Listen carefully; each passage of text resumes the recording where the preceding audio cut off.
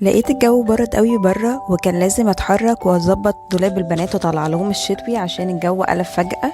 فحضرت الفيديو ده وصورته وحطيت فيه شوية افكار جديدة قوي وعملية ومبتكرة وفي نفس الوقت مش مكلفة خالص تظبط هدوم البيبيهات. كلنا عندنا المشكلة دي، انه هدوم البيبيهات صغيرة وبتتنكش بسرعة قوي. وكمان حضرت لأم اللي عندها بنات فكرة جميلة جدا جدا لتواجههم في آخر الفيديو، فخليكي معايا للآخر عشان تشوفي الفكرة دي. طبعا يا جماعه انا كنت عماله اخر بجد رجل ورا ورجل قدام، لان انا عارفه ان انا هقابل مهازل بجد. فتحت المهم الدواليب، الحاجات فوق بعضها زي ما توقعت، وفتحت دولاب اختها برضو نفس الفكره، الحاجات فوق بعضها. فكان لازم ابدا فروم سكراتش، لازم اطلع كل الحاجات دي وانضف واحط من جديد. المهم حضرت معداتي بقى، البليدج والموبي. انا بصراحه بقيت بفضل موبي اكتر لانه سعره ارخص وكمان الفوم بتاعه اقوى، فبقيت استخدمه يعني.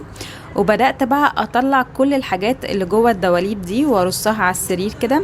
في اللحظة دي بقى ابتديت أحس كده بلحظات من الندم والشك في قدراتي إن أنا هعرف ألم الدنيا ولا لأ.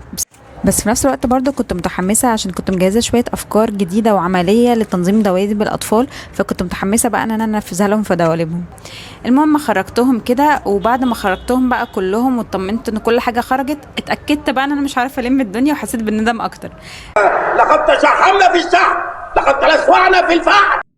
بدأت بقى ان انا الم التراب من على الارفف كله بالجاروف اللي هو السحري الصنطوط ده بتاعي ده، واحط البليد. شايفين بقى الفوم بتاعه؟ لا هو خطير بجد، هو فومه كتير وبينضف فعلا.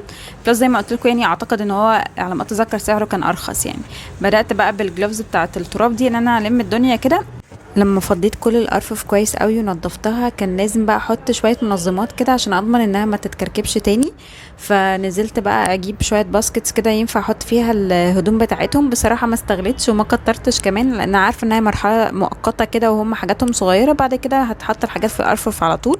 فنقيت شويه كده الوان واشكال عجباني، كانت هم دول. نقيت حوالي 6 من الشكل ده وأربعة من شكل تاني. قررت ان انا ازوقهم شويه عشان اديهم شكل حلو، فلقيت الشريط اللي هو جلاتري ده كان عندي، فقررت ان انا الف بيه الباسكتس دي بمسدس شمع الزقه كده، فكانت ادت شكل حلو قوي ليهم.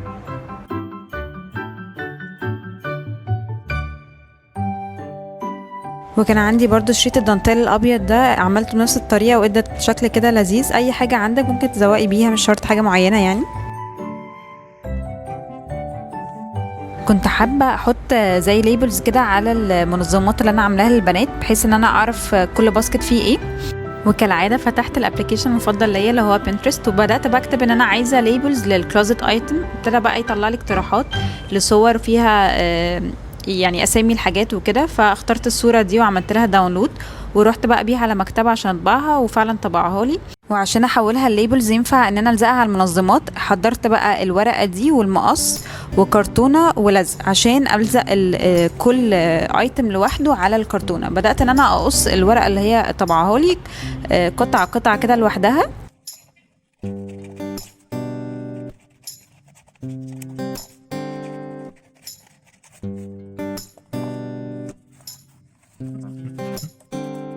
وده شكلهم بعد ما اتقص كلهم، شكلهم كان كيوت قوي.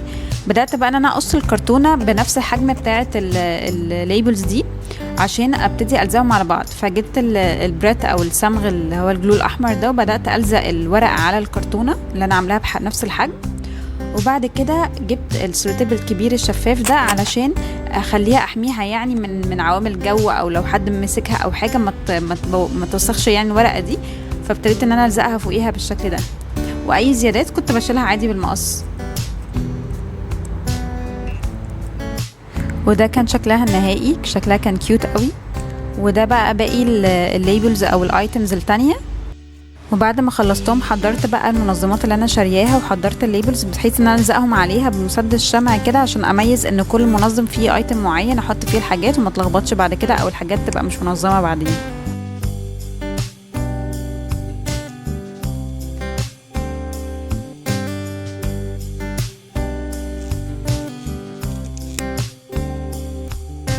دلوقتي بدات بقى ان انا اخرج حاجات اللي كنت جايباها عليهم غيارات داخليه للشتاء يعني، وبدات ان انا ارصها في اماكنها في المنظمات اللي انا عملتها. الحاجات دي كانت بجد تحفه قوي، اخدتها كلها في سيل يعني، محل كان بيصفي فاخدتها باسعار تحفه جدا، وفي نفس الوقت خامات جونيور يعني بتبقى قطن ومريحه يعني. بدات افتح الباكتس كلها واحط الطقم جوه بعضه بحيث يكون سهل ان انا اطلعه مره واحده. وعملت كده في بقيه الاطقم، وبعد كده عملت لها باكينج كلها في نفس المنظم اللي انا كنت مجهزاه.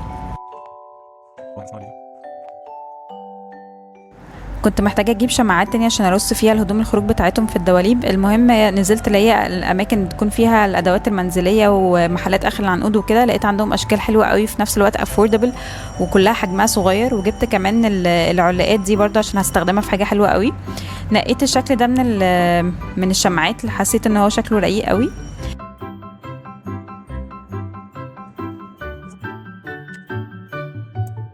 بدأت أخرج الهدوم الصيفي الخروج بتاعهم من الدولاب واطلعها من الشماعة واحدة واحدة كده وافرزها، ايه الحاجات اللي صغرت مش تنفعهم خلاص السنة الجاية، وايه الحاجات اللي هي محتاجة تتغسل الأول قبل ما تتشال، واطلعها كده واحدة واحدة واطلعها من الشماعات بحيث ان انا اعرف هعمل ايه. وجمعتها كلها بقى الحاجات اللي محتاجة تتغسل كلها في الباسكت بتاع الغسيل.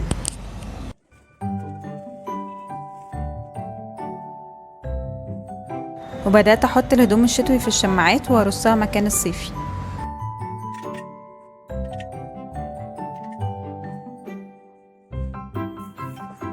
الطقم ده من احلى الاطقم اللي عندهم، كنت جايباه مخصوص عشان الكريسماس.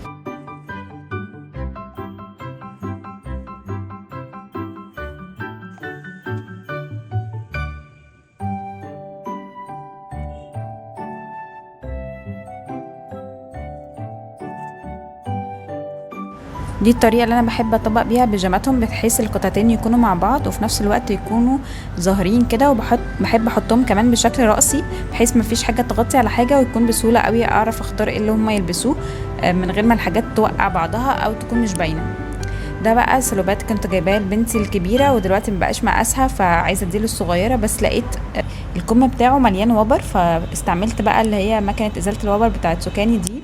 حقيقي اختراع حلو قوي وبيجدد لي الحاجه مهما كانت قديمه، بيديها شكل جديد قوي. الجهاز بيجي في الكرتونه بتاعته كده ومعاه الشاحن بتاعه وشفره احتياطيه غير الشفره المحطوطه في الجهاز نفسه عشان لو باظت او حاجه.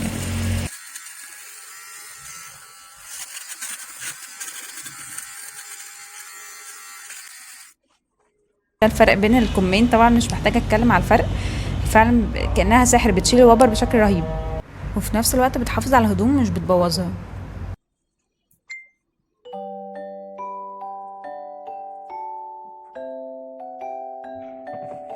بعد ما عملت باكينج للبيجامات بتاعتهم حبيت ان انا ارص المنظمات جوه الرف بتحس تشوف شكلها النهائي، وشكلها بصراحه كان عسول قوي منظم.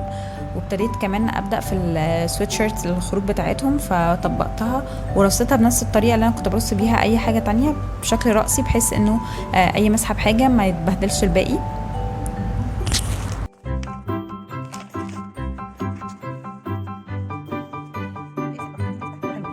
بنتي الصغيرة اغلب اللبس اللي بتلبسه بيكون جزء اساسي منه سلوبات، فانا بطبق السلوبات كده بشكل يعني كرول كده بالشكل ده، فاوريكم ازاي بطبقه بحيث يدينا الشكل ده ويكون في نفس الوقت محكم ان هو ما يتفتحش بسهولة.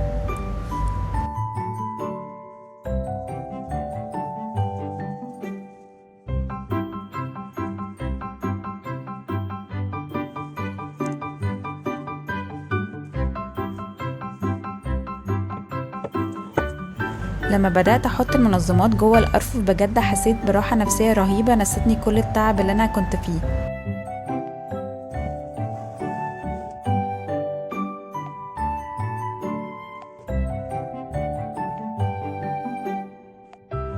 وده منظم الشرابات بتاعتهم.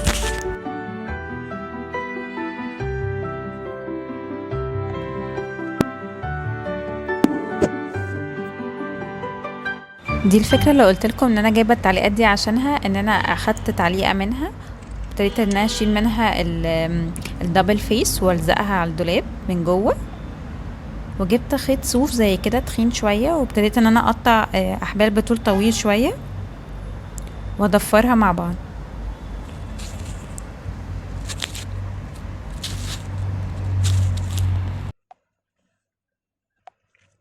بعد ما خلصتها جبت كل توكهم بقى اللي هي شكل كليبس كده، وبدات ارصها فوق بعض بحيث ان انا اخلص من دوشتهم ومن الورق اللي هما بيجوا جايبين فيه، وفي نفس الوقت ما يضيعوش ويكونوا في مكان اكسسبل ليا ان انا اقدر ان انا احطها لهم وقت ما يكونوا خارجين.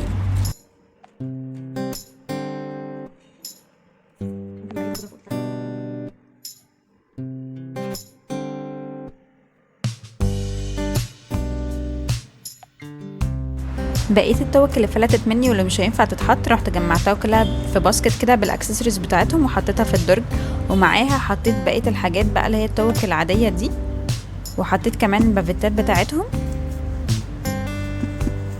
والشنطه بتاعت شيكو اللي هي بتاعت ادوات العنايه والفرشه والمقص والحاجات دي، كلهم كانوا في درج واحد كده.